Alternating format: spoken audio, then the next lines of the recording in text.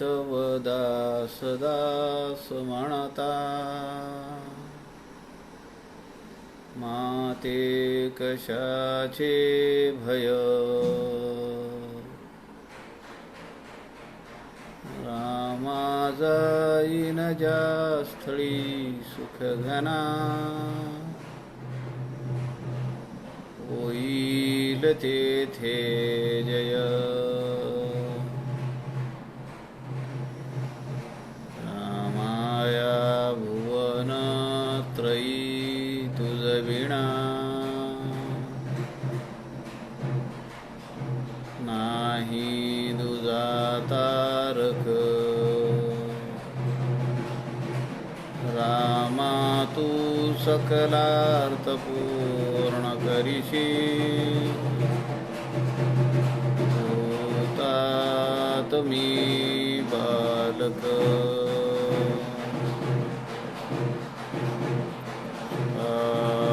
सारिखे पूर्ण वैराग्य ज्याचे, वसिष्ठा परी ज्ञान योगेश्वराचे. कवी वाल्मिकी सारिखा मान्य ऐसा. नमस्कार माझा सद्गुरु रामदासा. मला वाटते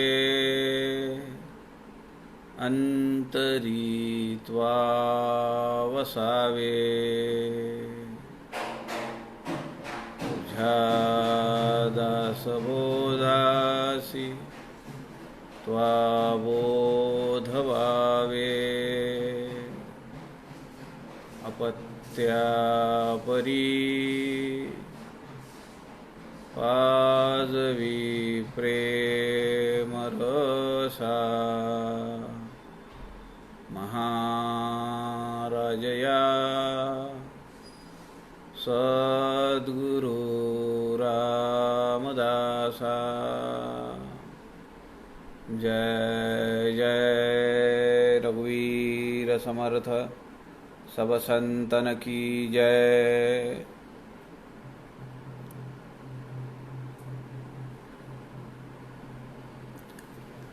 सज्जन हो, नमस्कार. सद्गुरू समर्थ रामदास स्वामींच्या वाङ्मयाचा प्रचार प्रसार व्हावा या उद्देशाने आदरणीय प्रवीणजी शास्त्री जोशी, प्रवीणजी शास्त्री दिवाकर यांनी आपल्याला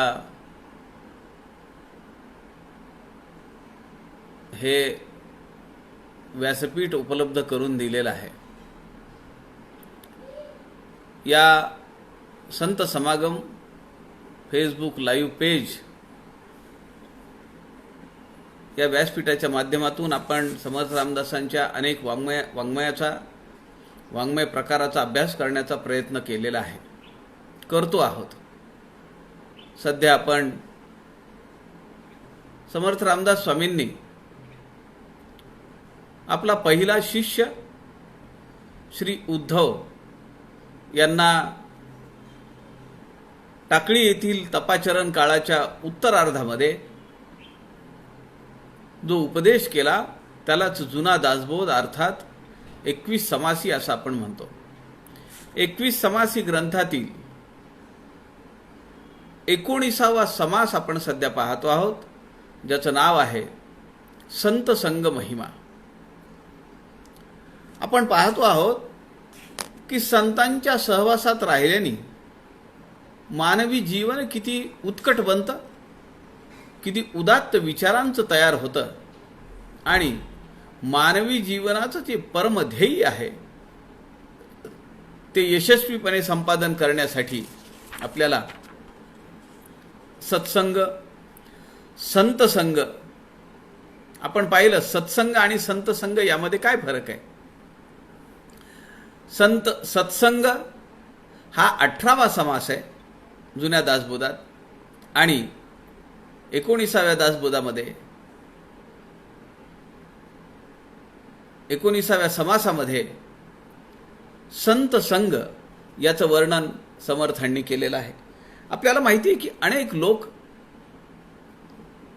की ज्यांचा जन्म अत्यंत साध्या कुटुंबात झाला, ज्यांचं जीवन पूर्वार्धामध्ये अत्यंत विलक्षण, विक्षिप्त, विचित्र, भयावह असं होतं, परंतु संतांची कृपा झाल्यानंतर मात्र ते जीवन आमूलाग्रपणे बदललं.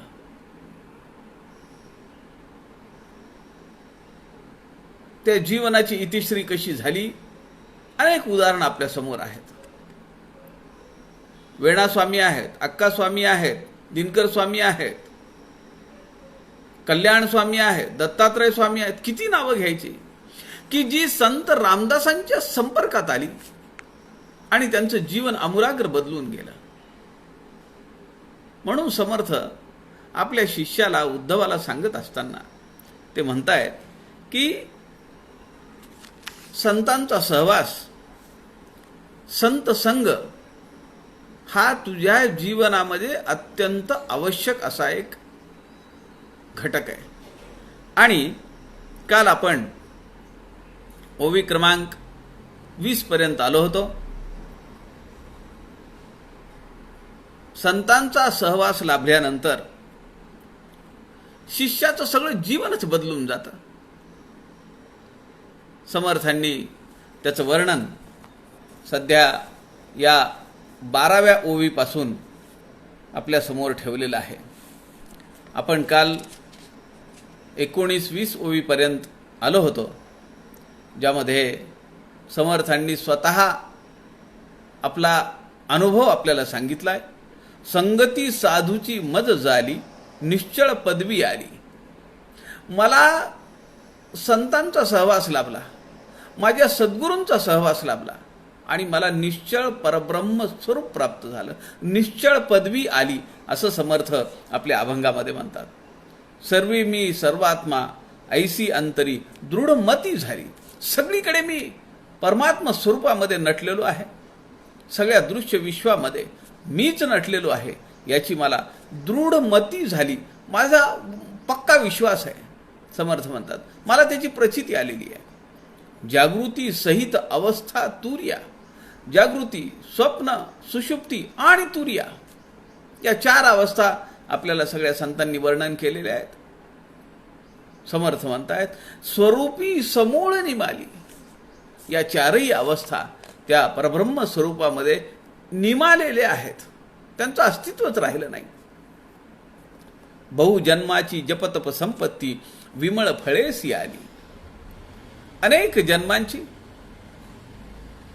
मी केलेला जप, मी केलेलं तप, म्हणून भगवंतांनी आपल्याला माहिती आहे की ज्ञानेश्वरीमध्ये योग भ्रष्ट हा शब्द वापरलेला आहे.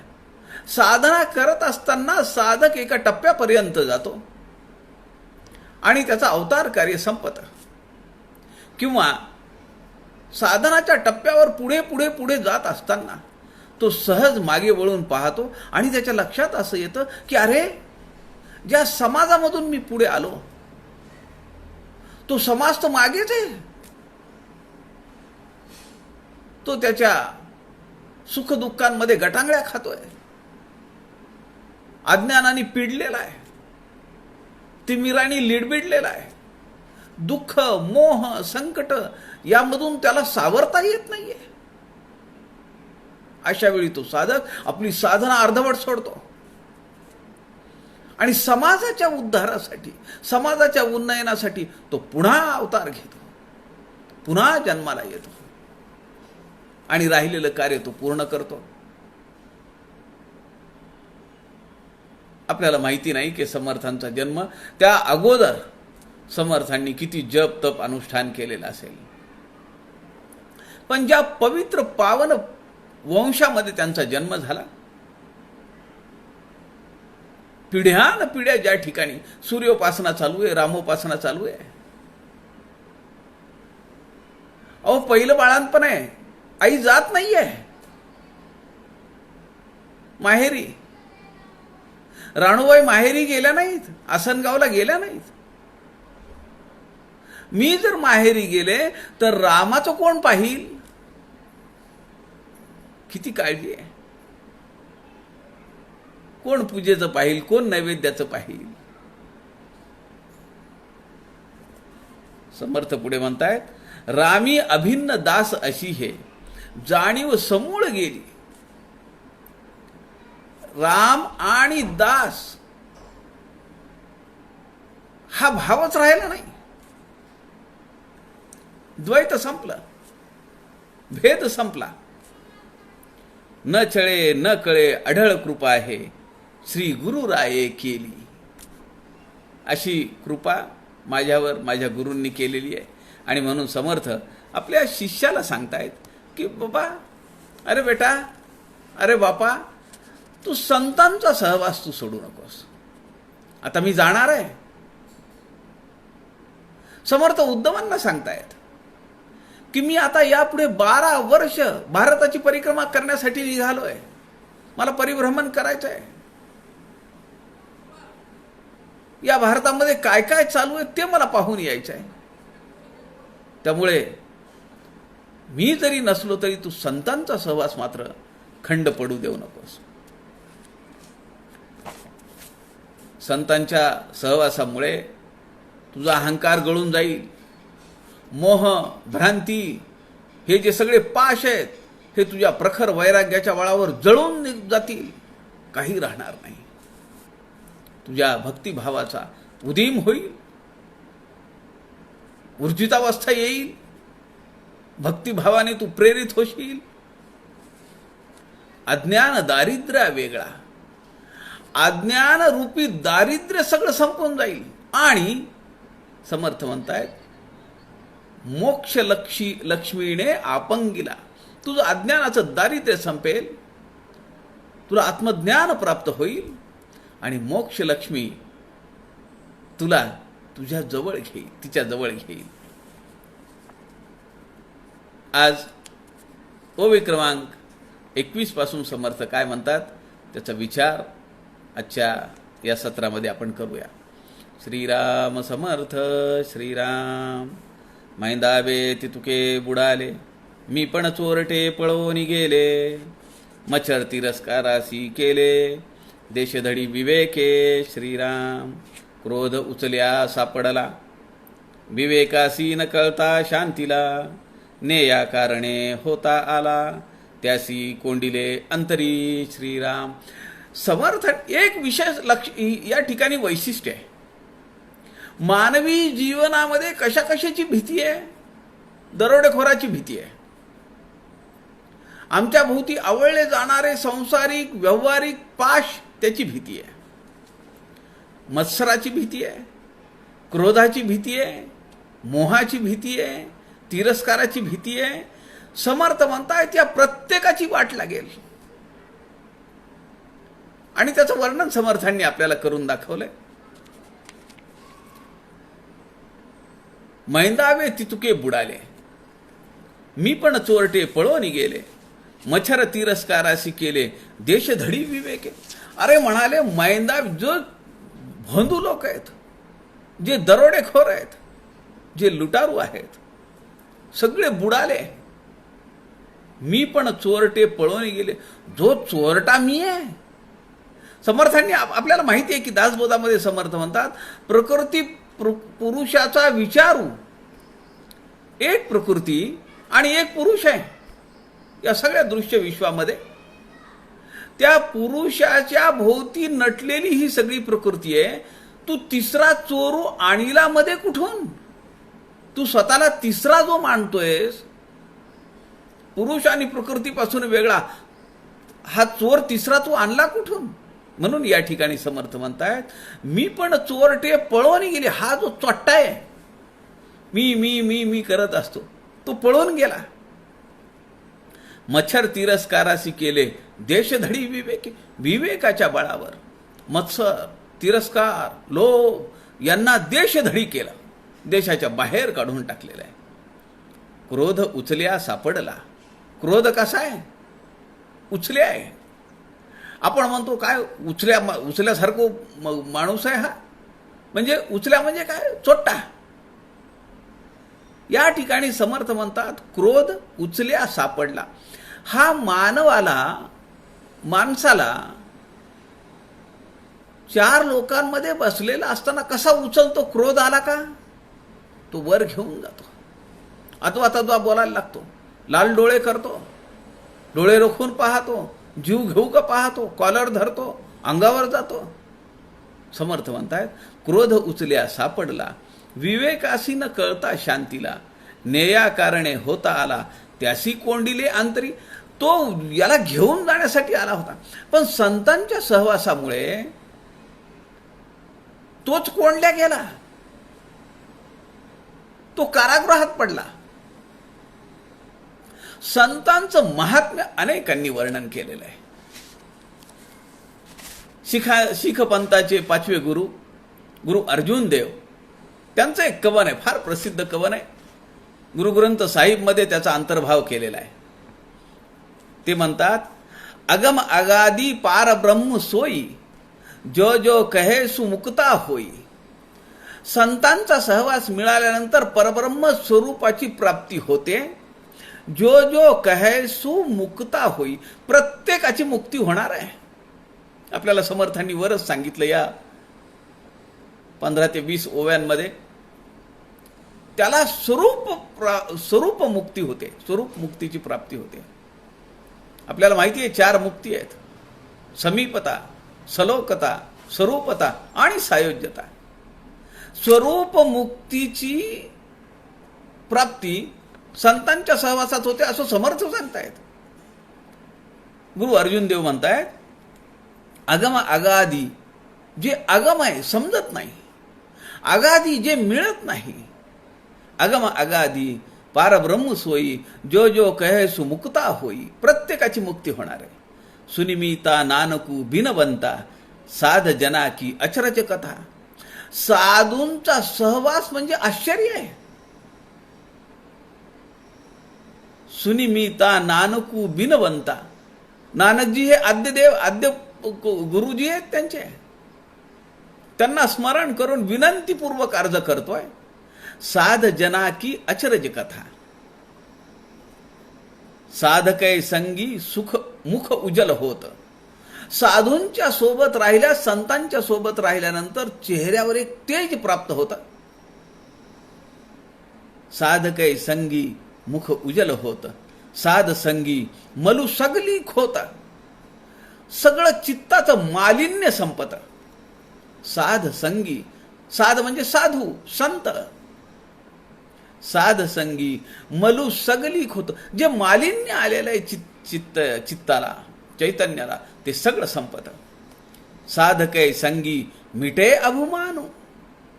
संतांच्या सहवासात राहिलं तर आपला अभिमान झडून जातो, मिटून जातो, त्याचं अस्तित्व राहत नाही.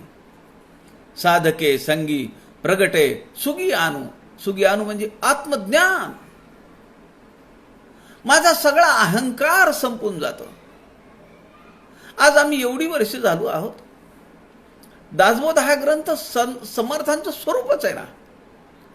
स्वतः समर्थांनी सांगितलं का नाही जाताना, पहा माझा ग्रंथ नीट, तेणे सायोज्याची वाट सापडेल की.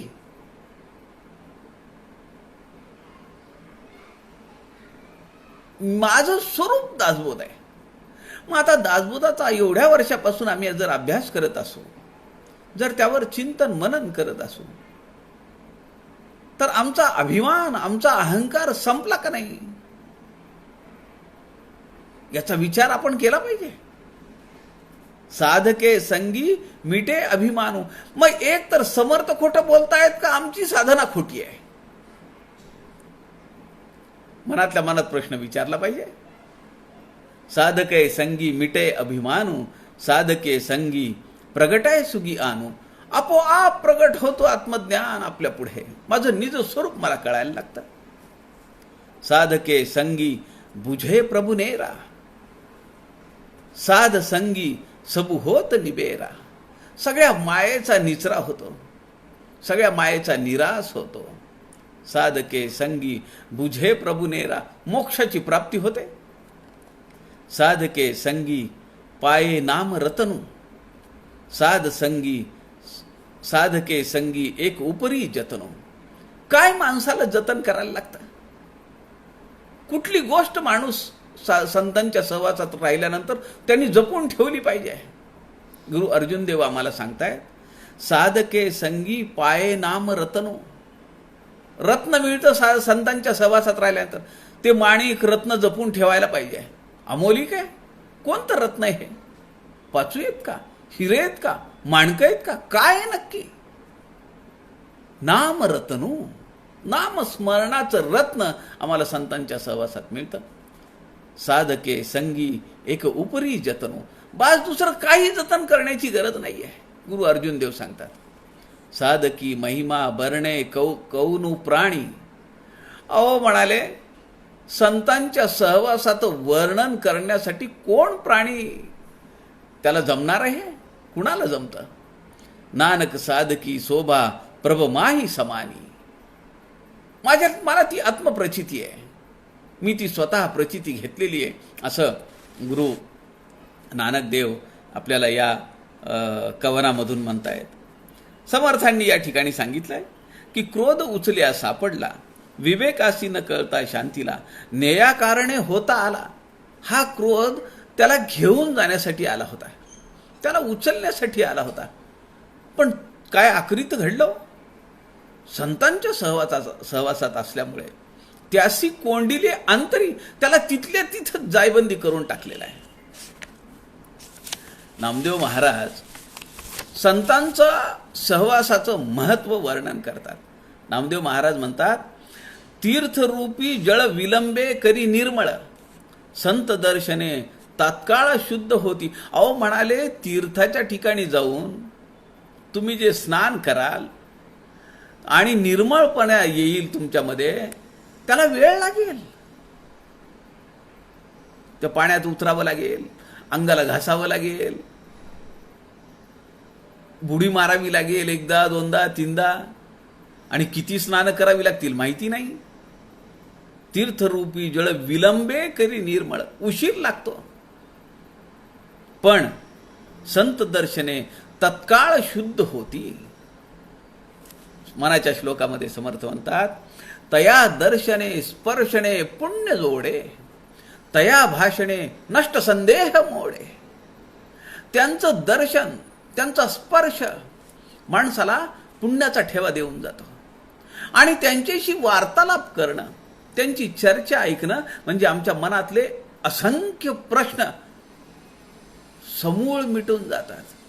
तया भाषणे नष्ट संदेह मोडे, जे संदेह नष्ट आहेत. काय शब्द वापरलाय समर्थांनी? नुसतं संदेह म्हणलाय का हो? नष्ट संदेह, की ज्या संदेहांना, ज्या शंकांना, ज्या आशंकांना, ज्या प्रश्नांना, ज्या किंतांना अर्थच नाही आहे, असे ते सगळे संदेह मुळापासून निघून जातात.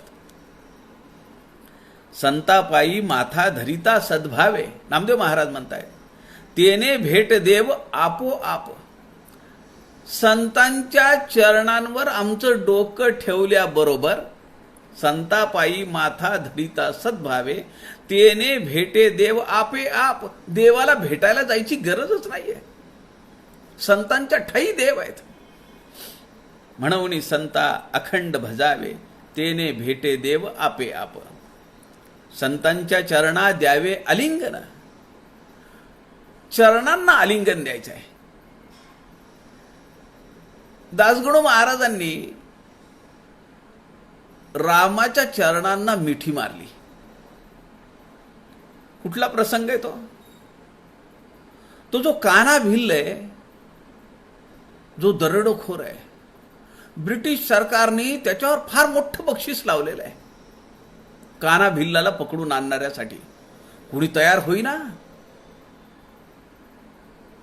दासगणू महाराजांवर ही सोपवलेली कामगिरी आहे. तेव्हा दासगणू महाराज नव्हते, ते गणेश दत्तात्रय सहस्त्रबुद्धे पोलीस होते. त्यांनी वेश बदलला, ते लोणीला गेले पाथर्डीजवळ. आणि एक दिवस असं झालं की त्या कान्हा भिल्लाला खबर लागली की हा पोलीस आहे ना, हा गुप्तहेर आहे, मला पकडून देण्याच्या इराद्याने हा या लोणी गावात येऊन राहिलेला आहे. कान्हा भिल्ला आला, बंदूक काढली. तो म्हणाला, खरं सांग, तू पोलीस आहेस ना? बिल्ला क्रमांक 720. त्याला बिल्ला क्रमांक पण माहिती आहे. काय कान्हा भिल्लाची गुप्त हेर संघटना असेल, दरोडेखोर आहे, मोठा लुटारू आहे.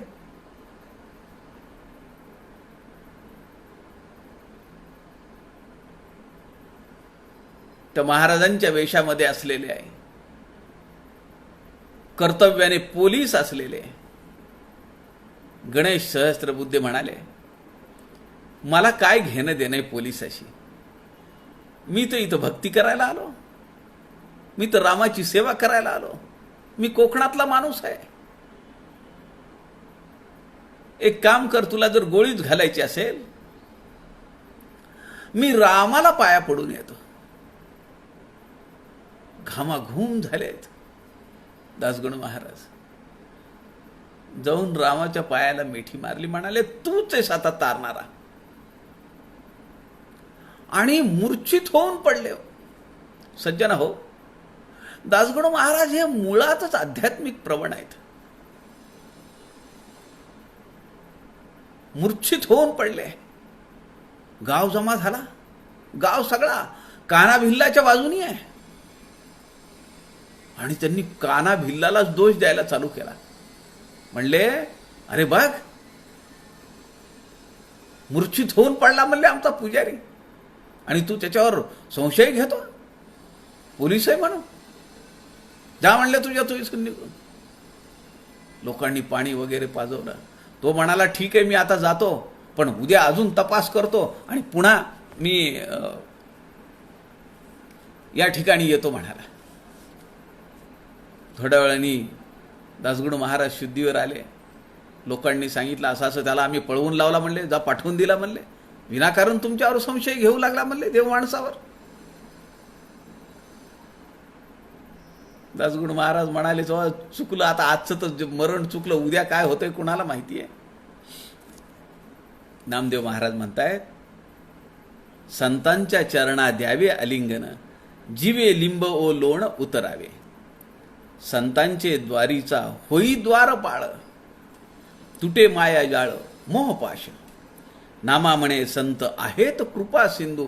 बघा, एका पराकोटीचा संत माणूस आहे नामदेव महाराज, आणि ते वर्णन कुणाचं करतायत? संत नामदेवांनी एवढा देशाचा प्रवास आणि तिकडेच परिभ्रमण करून राहिलेले दुसरा कुणीही संत नाहीये. नामदेव महाराज हरियाणा, पंजाबमध्ये गेले, कित्येक वर्ष तिकडे राहिले. आज महाराष्ट्रापेक्षा जास्त नामदेव महाराजांची मंदिरं ही पंजाबमध्ये आहेत, आणि त्यांची एक मोठी परंपरा, शिष्य परंपरा आजही आपल्याला पाहायला मिळते. नामा म्हणे संत आहेत कृपा सिंधू, देती भक्ती बोधू प्रेम सुख. आमच्या सगळ्या संतांनी संत संघाचं महत्व वर्णन केलंय. थोर एकनाथ महाराज म्हणतात, कोटी जन्मांची पुण्य संपत्ती, जरी गाठी असेल ऐती, तय जोडे माझ्या संतांची संगती, सत्संगे भक्ती उल्हासे. अनेक जन्मांची पुण्याची गाठोडी जर असेल तरच मला संतांचा सहवास मिळतो. या ठिकाणी आपल्याला समर्थ संतांचा महिमा सांगतायत. संतांच्या स्पर्शाने, संतांच्या सहवासाने आपलं जीवन कसं अमूलाग्र बदलून जातं ते या ठिकाणी वर्णन केलेलं आहे.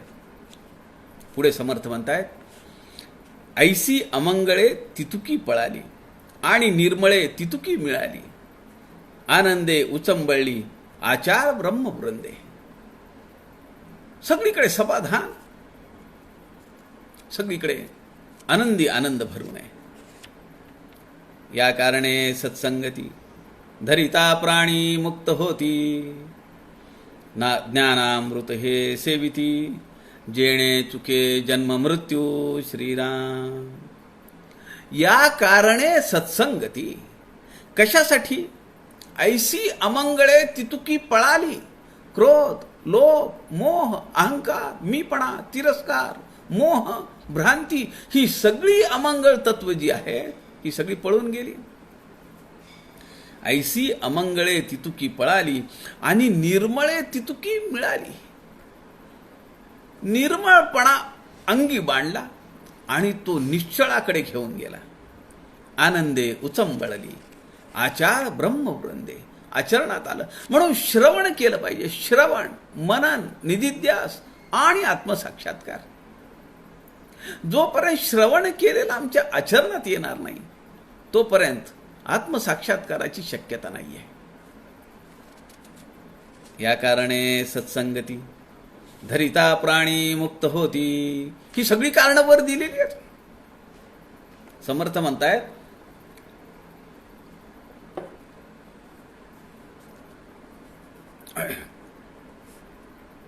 संसार भय सगळं संपलं. मस्तक संतांच्या चरणावर ठेवल्याबरोबर संसार भय सगळं संपलं. सगळं ब्रह्मांड आनंदाने भरून गेलं. विवेकाचा फड बसला, शांती आली, अभिमान सगळा पळून गेला, मोह भ्रांती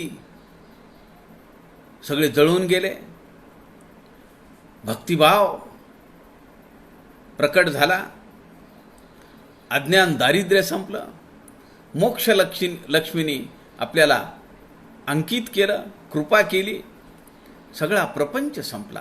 प्रपंचाची तिरड फाकी झाली. दया आणि सद्वृत्ती अंगात बांधली. मैंदावे तितुके बुडाले. सगळे हे जे अवलक्षण आहेत, दुर्गुण आहेत, ही सगळी संपली. सत्कर्म, सद्वासना, दया हे सगळे गुण अंगी यायला लागले. म्हणून समर्थ म्हणतात या कारणे सत्संगती. या कारणांसाठी सत्संगती. धरिता प्राणी मुक्त होती, ज्ञानामृत हे सेविती, जेणे चुके जन्म मृत्यू. जन्म मृत्यूच्या चक्रातून सुटणं हे मानवी जीवनाचं परमध्येय आहे. आणि ते संतांच्या सहवासात गेल्यानंतरच होतं. समर्थ 5व्या दशकामध्ये 200 समासी दासबोधामध्ये म्हणतात, निरोपिले निश्चयाचे लक्षण, परिहे न कळे सत्संगे बीण, संतासी गेलिया शरण, संशय तुटती श्रीराम. मी किती जरी सांगितला, निरोपिले निश्चयाचे लक्षण, साधूचे मुख्य लक्षण, निश्चयाचे समाधान. साधूचं मुख्य लक्षण काय? कुठलाही संशय नाही आहे. शुद्ध विमल ज्ञान आहे आणि समाधान आहे. परी हे न कळे सत्संगे विना. पण हे सगळं समजण्यासाठी आम्हाला संतांचा सहवास अत्यंत आवश्यक आहे. संतासी गेलिया शरण, संशये तुटती. एकदा संतांना शरण गेलो आपण की आपल्या जीवनातले सगळे संशय, सगळे भ्रांत, सगळे किंत सगळे तुटून जातात. जसं या ठिकाणी अहंकाराला शिरच्छेद केला, सगळे पाय जाळून टाकले, मच्छर क्रोधाला जेलमध्ये टाकून दिलं, कारागृहामध्ये टाकून दिलं, तसं समर्थांनी दासबोधामध्ये वर्णन केलेलं आहे. गर्वावरी गर्व केला, गर्वावरी गर्व केला, स्वार्थ अनर्थी घातला, अनर्थ तोही निर्दाळीला, नीती न्याये श्रीराम. मोहासी मध्येची तोडिले, दुःखासी दुधडची केले, शोकास खंडून सांडिले, एकीकडे श्रीराम. संतांचा सहवास सापडला. संतांच्या सहवासात मानवी जीवन कसं फुलतं त्याचं वर्णन समर्थांनी या ठिकाणी केलेलं आहे. समर्थ पुढे म्हणतात, आता असो हे बोलणे, संतवचनी भाव धरणे, सांगितले ते मूर्खपणे, असत्य मानू नये. श्रीराम. मी जे काही सांगतोय, समर्थ उद्धवाला म्हणतायत, उद्धवा एक लक्षात ठेव, मी जे तुला हे एवढ्या तळमळीनं सांगतोय त्याचं कारण आहे, कारण तू माझ्या संप्रदायाचा पहिला शिष्य आहेस. या पहिल्या मठाचा, पहिल्या मारुती मंदिराचा तू मुख्य पुजारी आहेस. तू माझा पहिला महंत आहेस. त्यामुळे तू माझ्या बोलण्यावर विश्वास ठेव आणि कुठेही भरकटू नकोस. सांगितले ते मूर्खपणे, असत्य मानू नये. तू त्यावर काही मनामध्ये विकल्प आणू नको, काही संशय तुझ्या मनात येऊ देऊ नको. खरं तर समर्थांना असं त्यांना सांगायचं आहे की खूप उपदेश मी तुला केला आहे. आत्तापर्यंत तुला मी अनेक वेळा उपदेश केला. हा सगळा दासबोध सांगून संपत आला. आता 21 समासांपैकी हा 19वा समास चालू झालाय. आता नुसता उपदेश ऐकण्यापेक्षा तू एखाद्या संताच्या सहवासात राहा. कारण संतांच्या सहवासात राहणं म्हणजे माणूस आपोआप त्या सद्गुणांनी प्रेरित होतो. आणि माणसाच्या अंतःकरणातली जी कोळिष्टक आहेत, दुर्वासना आहेत, दुर्विचार आहेत, ते सगळे लयाला जातात. आपोआप होतं हे सगळं. समर्थांनी त्याचं वर्णन या समासाच्या 19व्या समासाच्या सुरुवातीला केलेलं आहे.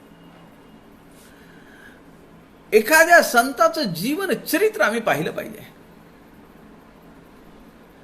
आणि आपोआप आम्हाला आमच्या असं लक्षात येतं की अरे, या संतांच्या जीवनाच्या सुरुवातीला तर माझंही असंच आहे, पण या महात्म्याने त्याचं जीवन कसं बदलून टाकलं, ती किती गौरवांकित केलं, तसं मला नाही का करता येणार. आणि आपोआप ती ऊर्जा आणि प्रेरणा आपल्याला मिळते. समर्थ साधक निरूपणामध्ये साधकाची अवस्था सांगतात. कामापासून सुटला, क्रोधापासून पळाला, मदमत्सर सांडिला, एकीकडे श्रीराम. भेदाचा मडघा मोडिला, अहंकार सोडून पाडिला, पायी धरून आपटिला, संदेह शत्रू श्रीराम. हे सगळं कशामुळे होऊ शकतं? संतांच्या सहवासामुळे होऊ शकतं. आज आम्हाला आमच्या समोर समर्थ सद्गुरू रामदास स्वामी नाही आहेत, पण त्यांचा दासबोध आहे. त्या दासबोधामध्ये जे निरूपण सांगितलेले, दासबोधामध्ये जे विचार सांगितले, ते आमच्या जीवनामध्ये आम्हाला आचरणात आणता आले पाहिजेत. आणि आमचं जीवन हे आपोआप एक भव्य दिव्य असं होऊ शकतं. समर्थांनी जे सांगितलं या ठिकाणी एक उदाहरण मी तुमच्या समोर ठेवतो. मी आता तुम्हाला म्हणालो की पायी मिठी जर मारली संतांच्या तर काय होऊ शकतं, आणि त्याचा अनुभव दासगणू महाराजांच्या जीवनामध्ये आपण पाहिला. खरं तर नाव काय? जन्मनाव ठेवलेलं नारायण आहे. नारायण दत्तात्रय सहस्त्रबुद्धे, ज्यांना आपण दासगणू महाराज म्हणतो. त्यांच्या आजोबांनी त्यांना पाहिलं, एकनाथ महाराजांनी, आणि ते म्हणाले, अरे पोट मोठे, कान मोठे, याचं नाव गणपती ठेवा की, म्हणाले. आणि हळूहळू नारायण नाव बाजूला पडलं आणि गणेश नाव पुढे आलं. काय शिक्षण आहे हो, ज्यांना आपण आधुनिक महीपती म्हणतो. बघा, संतांचा सहवास लाभला. कोणत्या संतांचा सहवास लाभला? दासगणू महाराजांना आपल्याला मोठा अभिमान वाटला पाहिजे. दासगणू महाराज हे समर्थ सांप्रदायिक आहेत. ते पंढरपूरला त्यांचा मठ आहे, पंढरपूरला देह ठेवला, पंढरपूरला आश्रम केला, आणि जन्मतःच ते शिवभक्त आहेत. अहो, त्यांनी मंत्र सुद्धा बेलाच्या पानावर घेतलेला आहे. किती कर्मठ निष्ठा आहे. मला मंत्र सुद्धा बेलाच्या पानावर द्या, असं आपल्या सद्गुरूंना त्यांनी सांगितलेलं आहे. शिक्षण शिकलं नाही, शाळेमध्ये जायची भीती वाटायची, पण पाठांतर काय? आणि हळूहळू शाळेपासून यांनी फारकतच घेतली. यांना यांच्या एका नातेवाईकाकडे शिक्षणासाठी ठेवलं होतं. ते मामलेदार होते. एक दिवशी ते बाहेरून आले आणि ते काकूला म्हणाले, काकू मला पाणी दे. ती म्हणाली, अरे आमच्याच जीवावर आमच्या नावावरच तू जगणार, तुला स्वतःचं काही अस्तित्व आहे की नाही? येतो हुंदडून आणि पाणी मागतो आणि जेवायला द्या म्हणतो. त्या मामलेदारांच्या बायकोनी केलेला संवाद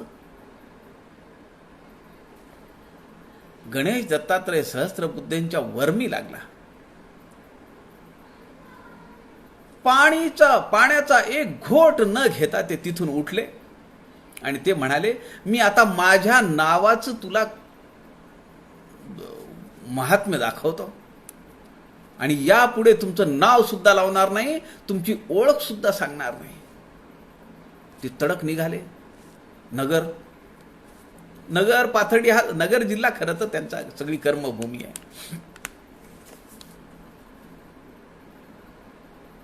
हळूहळू मोठे व्हायला लागले. बघितलं आणि एके दिवशी तिथून जाणारा जो ब्रिटिश मामलेदार होता त्यांनी पाहिलं.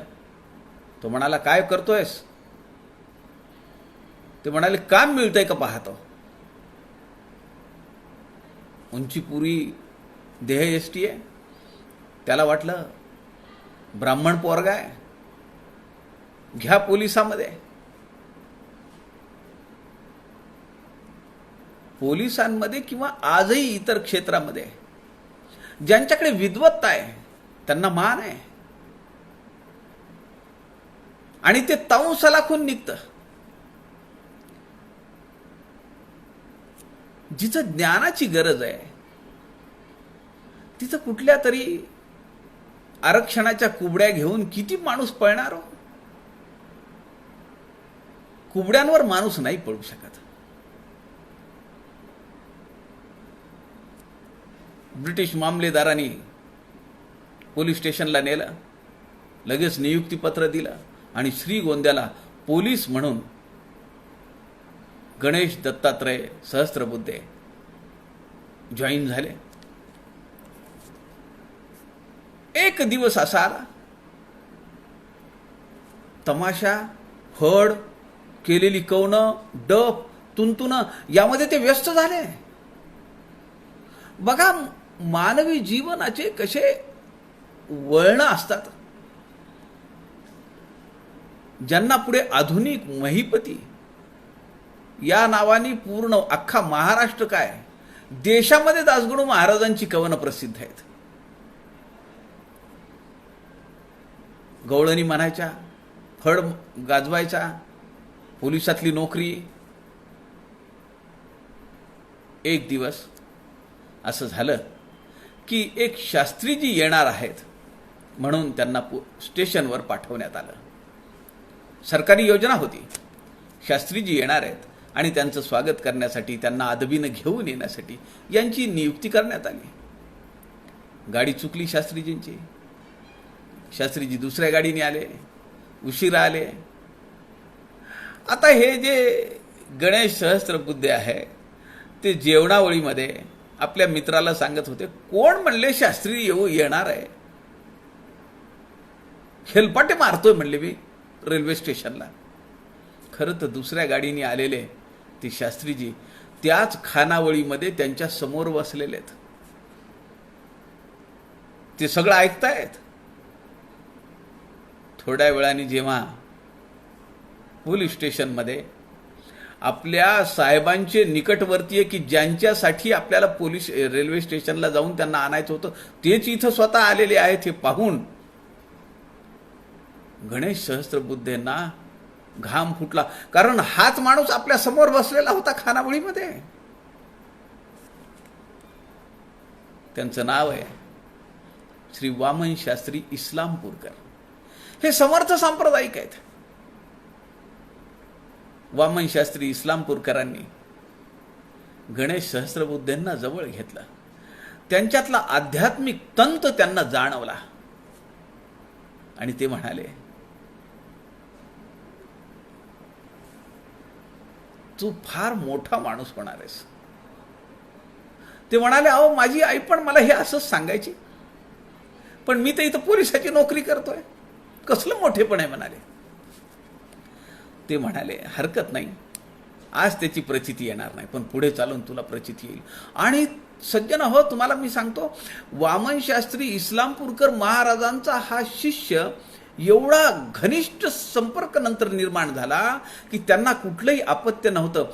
आणि वामन शास्त्री इस्लामपूरकर महाराजांनी जेव्हा असं ठरवलं की आपल्याला काशीला जाऊन समाधी घ्यायची आहे, तेव्हा त्यांनी केवळ आपल्या एकमेव शिष्याला बोलावलं आणि त्यांचं नाव आहे गणेश सहस्त्रबुद्धे. दौंडला बोलावलं. तिथून ते त्यांच्यासोबत बराच प्रवास करत राहिले. खूप गोष्टी त्यांनी दासगणू महाराजांना दिल्या, गणेश सहस्त्रबुद्धेंना दिल्या. ये हृदयीचे ते हृदयी घातले, असं केलं. त्यांना परत पाठवलं. इस्लामपूरकर महाराज काशीला गेले. त्यांनी देह ठेवला आणि तिथं देह ठेवण्याच्या पूर्वी त्यांनी आपलं सगळं मालमत्ता, सगळी इस्टेट गणेश सहस्त्रबुद्धेंच्या एकमेव शिष्याच्या नावाने केली. मानवी जीवनामध्ये कशी वळणं येत जातात त्याचं उदाहरण म्हणून दासगणू महाराजांचं चरित्र अत्यंत ज्वलंत इतिहास आहे. आपण आश्चर्यचकित होऊन जाल. आणि गुरुमाईने जेव्हा हे पाहिलं की सगळी स्थावर जंगम मालमत्ता या पोराच्या नावाने केली आहे, त्यांना काही ते पटलं नाही. दासगणू महाराजांना तरी कुठं काय पाहिजे होतं. ते गुरु माऊलीला म्हणाले, मातोश्री एकच करा, मला यातलं काही नको. हे आलेलं रजिस्टर पार्सल सगळं तुमच्याकडे घ्या, मला फक्त गुरु महाराजांनी, आमच्या सद्गुरू माऊलींनी पूजा केलेली विठ्ठलाची तेवढी मूर्ती द्या. त्या बाई म्हणाल्या, घेऊन जा पटकन. विठ्ठलाची मूर्ती घेतली. एक वाक्य सांगितलं होतं वामन शास्त्री इस्लामपूरकर महाराजांनी, आता यापुढे शिर्डीला जा, साईबाबा आणि मी एकच आहेत. हे वामन शास्त्री इस्लामपूरकर महाराजांनी सांगितलेले. म्हणजे आपल्या समर्थ संप्रदायाचा संपर्क शिर्डीला सुद्धा जातो. लक्षात घेतलं पाहिजे आपण.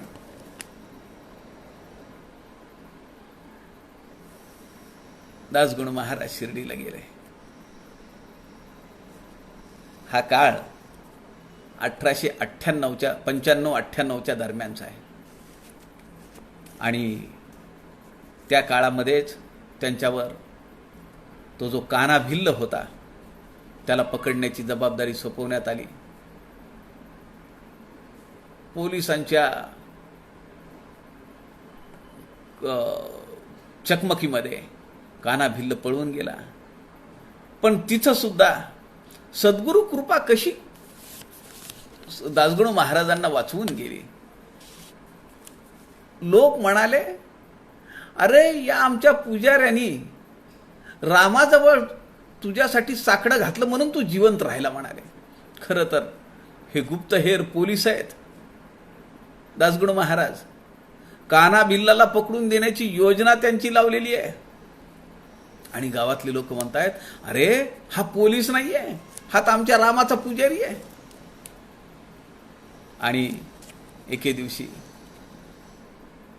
साईबाबांनी दासगणू महाराजांना सांगितलं, कुठे निघाला? ते म्हणाले, मी कीर्तनाला चाललो. अरे म्हणाले, एवढं नटून ठतून फेटा काय बांधलाय, हातामध्ये गजरे काय घातलेत? आणि त्या दिवशीपासून सज्जन हो, संतांच्या सहवासामध्ये मानवी जीवन कसं आमूलाग्र बदलतं समर्थ सांगतायत. त्याचं हे उदाहरण आहे, ज्वलंत उदाहरण आहे. केवळ एक पंचा आपल्या अंगावर ठेवला दासगणू महाराजांनी. मुरलीधराच्या मंदिरात ते गेले. शेवटचा वग त्यांनी सादर केला आणि मुरलीधराच्या पायावर डफ फोडून टाकला. तमाशातून निवृत्ती घेतली आणि त्यानंतर साईबाबा म्हणतील त्याप्रमाणे नोकरी सोडून दिली.